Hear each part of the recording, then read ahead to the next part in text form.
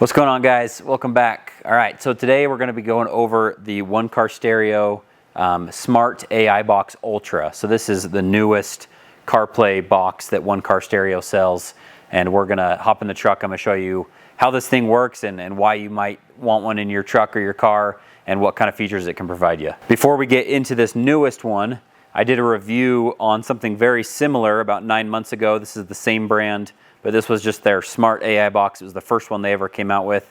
And since then, they've released a bunch of new models. And then their newest one that they came out with in 2024 was this Ultra model that has a bunch of improvements. And that's the whole reason for the video today, is to see what's so different about this one compared to the one that I've been using for about 9 months. I use it daily.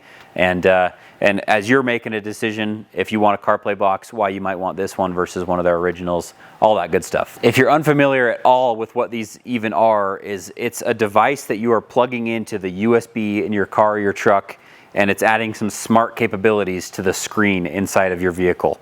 And so these are, one of the big bonuses of these is it turns a wired CarPlay setup into wireless. So my truck, I have a 2019 F-150. Just like normal, there's a USB slot that when I plug in my iPhone, Apple CarPlay loads up.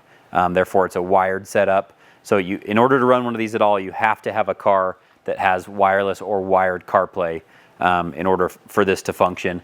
But when you keep this plugged into the USB and it can just sit there plugged in all the time, you get wireless CarPlay. But that's just one of the cool selling points. The other thing is that it practically turns it into an Android device. These use Android technology, and on their home screen, you get to access Netflix and YouTube, Disney Plus, Prime Video, nearly every streaming service, Google, YouTube Music, tons of different apps that I'll show you.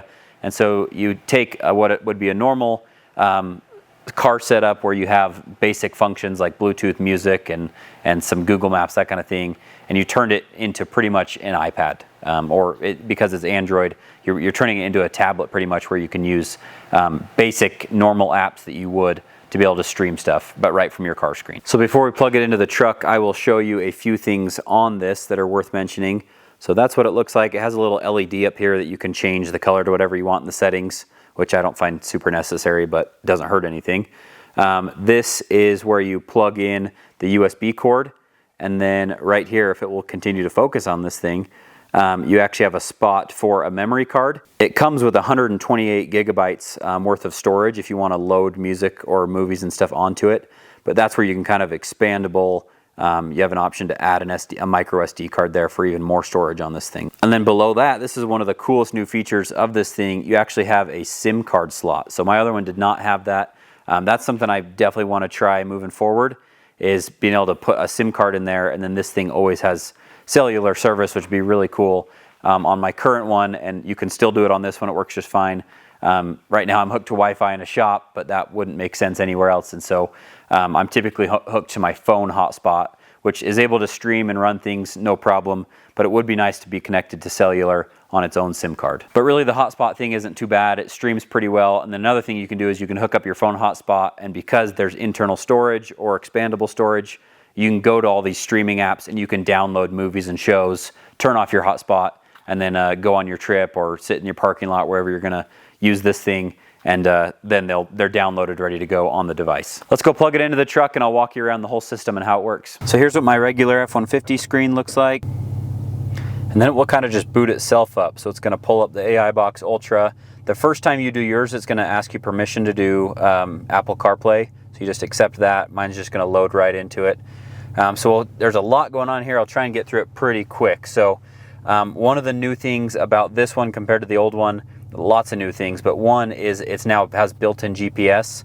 So I'm not using Apple CarPlay at all right now. This is just simply the One Car Stereo home screen, where you can use normal Bluetooth and stuff, and it has GPS in it, so I can use Google Maps right there, right from their thing, without even having to hook up my phone. Then you got some basic stuff, like you can see what music is playing. You have access to your phone right here if it's connected to Bluetooth, so you can call people.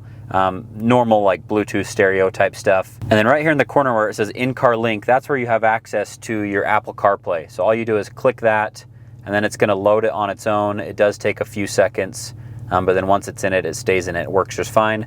So now it just pulls up my regular Apple CarPlay that I'm used to seeing if I plug in my phone.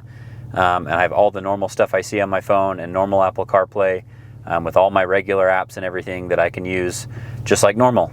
And then within Apple CarPlay, if you go to the apps and you hit car right here, it brings me back to the main One Car Stereo home screen here. One thing I ought to mention real quick is if you're seeing any kind of flicker while you're watching right now, that's because filming screens is kind of tricky on a camera. I tried to match the settings of the camera the best I can, but in real life here, there's no flicker or glare or anything. And so just keep that in mind if you see any weird glitching or anything on the screen that you're watching right now. This is not doing that. Then here at the bottom, you kind of have a row that reminds me kind of like what I see on my MacBook. So you kind of have a bunch of different apps here, settings, and then all the streaming ones that I've selected. And so down here I have the Google Play Store where I can go download new apps. And then right here I have loaded all of my favorite ones. So YouTube, YouTube Kids, Prime Video, Disney Plus, and Netflix. And then you can kind of switch these around. So if you hold them down, I can hit an X right there, and you can use any of the apps that are available on this thing, and you can add them here on your dock. So if I wanted Google Chrome right there, I can switch it to Google Chrome just like that. This icon over here brings you to all your apps, and so this is all the apps that are currently on here. So I already mentioned all the streaming apps, but you have Google Chrome, Spotify. That's where you can change the LED of the actual unit itself. More cool apps like TikTok, Waze. This one right here that says video is where if you downloaded video files onto the hard drive on it, that's where you could access those video files, whether that be movies or whatever you have downloaded on there. And there's even more streaming apps like HBO Max. There's a ton, Max, Paramount Plus. You have almost every streaming app available on here. My one gripe is that they don't have Peacock on here, and a lot of the TV shows that I like to watch are on Peacock. And so that's one that's definitely missing that I would have loved to have on here. But otherwise, I have every other streaming app that I regularly use. You got settings menu here where you can kind of do a bunch of different stuff. You have access to your Wi-Fi and your Bluetooth. So you obviously want your Bluetooth. You want to come in here and connect your phone the first time you use it so that your phone stays paired with it, even though it doesn't need to be, but it's nice having it that way. And then the Wi-Fi, this is where right now I can come in here to the internet, and I'm connected to the shop Wi-Fi right now, but that's where I would connect to my phone if I was going to run a personal hotspot. And then it's just basic settings other than that. So display settings, navigation settings, you can change some themes and different stuff in here. All basic setting stuff. You might have seen this little button that I've been using. So they have this little button that you can drag around on the screen that is kind of just a navigation menu. So home, back, voice activated stuff, a couple different things that you can use there. One new feature that this has is it has a split screen mode. And so my screen isn't big like some of the brand new trucks are. This would be more applicable to some of the 12-inch screens, which it now supports. A lot of these AI boxes don't support up to a 12-inch screen. This one does now. And so on those big 12-inch screens, you might want to use the split screen mode. And so you can do almost any of the two apps at once and kind of split screen settings or Google or kind of whatever you want to do to use it in split screen mode. So let's dive into one of these streaming apps so you can kind of see how this works. So I'm going to click on YouTube here, pulls up really fast, and then I can literally just scroll YouTube just like I would on my phone. In any way I want. I can look through all the videos. It's just connected to my Google account, so to my YouTube.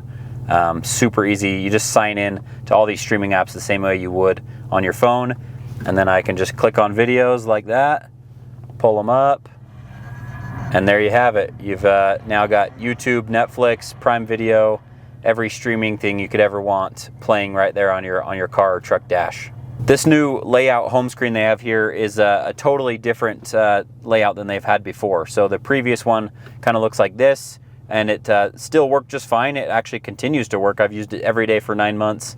But this new one just has some added features. It looks a little bit nicer, and so just some basic improvements on how you navigate things around. It's a little bit easier. So they're pretty easy to use, and that's pretty much how it's done. Let's go over a few other features and improvements that this one has compared to the new one, and some pricing and stuff. Wireless CarPlay is obviously pretty self-explanatory as to why it would be nice. It's one less step. You don't have to plug it in, so that's a great feature. But you might be thinking, well, why do I need apps? Why do I need YouTube on there or something? Just for an example, I use mine all the time. So almost all podcasts are video podcasts now. I watch all my podcasts on YouTube for the most part. And so I can just pull them up on there and have them playing in the background, listen to them as I drive or while I'm stopped, which is nice to be able to have that video format there. Also, if you're in kind of like the overland camping type space, you would be doing a lot of traveling. And so it's nice, my son and my wife can kind of sit there and watch movies. I can listen to them in the background because I'm a safe guy, you know, and I wouldn't watch it while driving.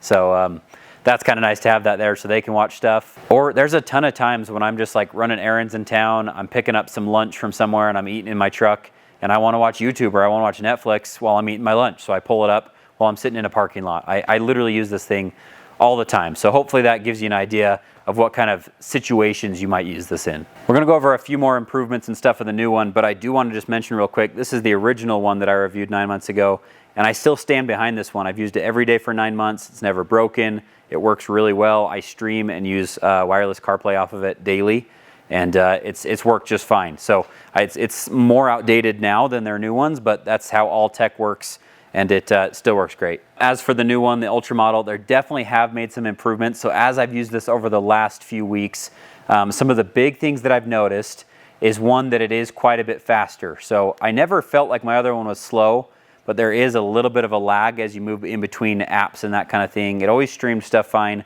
but there's a little bit of navigation lag, and it never bothered me, but until I got this new one, that's when I realized that it's much, much faster. So this one has a much more improved chip in it. So the chip that runs the whole thing is way better, they told me, and it says that right on their website. Not to mention that it runs the newest version of Android, which is like 13.0 or something, so that's also a new system. And then both the Wi-Fi speed and the Bluetooth speeds are both improved on this one as well. So as I've kind of been navigating it and using all those features from Bluetooth to Wi-Fi to navigating around, everything's just been a lot faster, and it's nearly instant when you're pressing around through the buttons. The old one only had 16 gigabytes of storage in it, but it still had an SD card slot. This one has 128 just internally, and then you can still add extra SD storage. So like probably way more gigabytes than I think you would ever need to store movies and files and stuff on there. And then also that SIM card slot is really cool. So I definitely kind of want to move that direction and try that.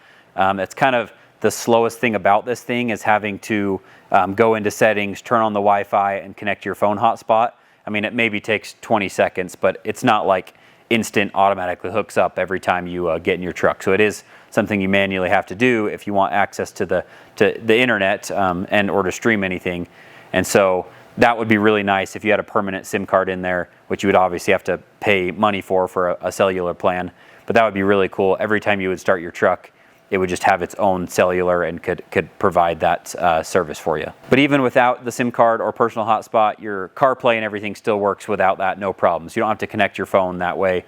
Your phone, if you just leave the device plugged in your car, when you start it, it's just going to automatically connect and you can do wireless CarPlay. There's new things about this that I still didn't even go over today, so there's a link below if you want to check out on their website and compare all the features in this new model to see if it's worth upgrading from an old one, or if you're just getting into this. I think this is the best one they offer, so it's a great one to jump into if you want the ultimate capability and all of the features that they offer. So there's a link below in the description if you want to check it out, and then if you use code COLEADS, you get 5% off of your order to get a little bit of savings in there. These things are really cool. I agreed to do this second one because I wanted to try out and see what the new features were about. I do think it's definitely improved, and it's worth the upgrade if you use these things a lot like I do. I use it daily, and it's held up great and worked great, and I expect this one to do the same. So thank you guys for watching the video. Links are below. Catch you next time.